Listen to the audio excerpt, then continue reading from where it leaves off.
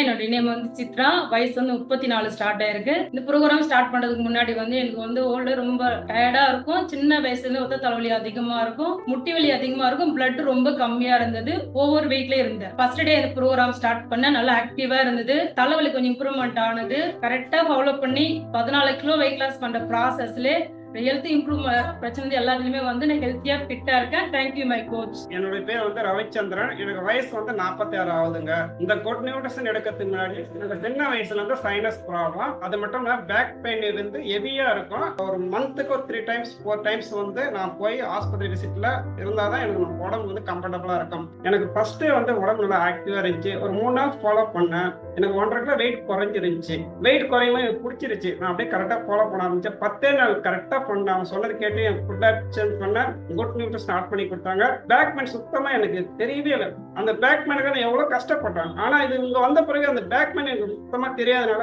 எனக்கு பிடிச்சி போயிடுச்சு. அப்படியே கண்டினியூ பண்ண ஆரம்பிச்சேன். 4 மாசத்துல 22 வெயிட் குறைச்சு நான் ஹெல்த்தியா ஃபிட்டா இருக்க காரணம் இந்த எஜுகேஷன் தான்.